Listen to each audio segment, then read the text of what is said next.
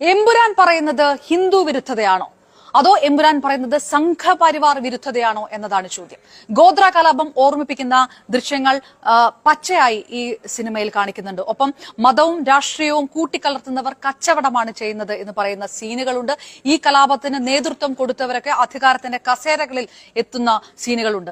വർഗീയവാദം പറഞ്ഞ് ദേശീയ ഭരണം പിടിച്ചെടുത്ത അഖണ്ഡ ശക്തി മോർച്ച എന്ന പാർട്ടി കേരളത്തിൽ ഭരണം പിടിക്കാൻ നടത്തുന്ന ചില കളികളും നീക്കങ്ങളും ഒക്കെയുണ്ട്. ഒരുപക്ഷെ പല സമകാലീന സംഭവങ്ങളുമായി ഇത് ഓർമ്മപ്പെടുത്തൽ നടത്തുന്നത് കൊണ്ടുകൂടി ആകാം വലിയ തരത്തിലുള്ള പ്രതികരണങ്ങളും സിനിമ ബഹിഷ്കരണ ആഹ്വാനങ്ങളൊക്കെ വരുന്നത്.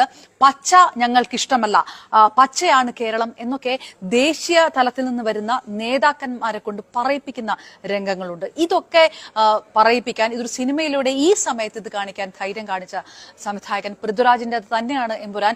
ഈ സിനിമയുടെ തലച്ചോറും ഹൃദയവും ഒക്കെ പൃഥ്വിരാജ് തന്നെയാണ്.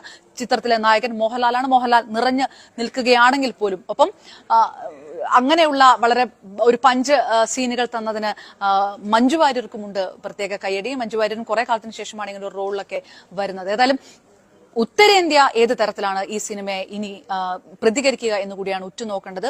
ഒരു ചാവ കത്തിച്ചത് ഒരു എമ്പുരാൻ കെടുത്തുമോ എന്നുകൂടിയാണ് കണ്ടറിയേണ്ടിയിരിക്കുന്നത്.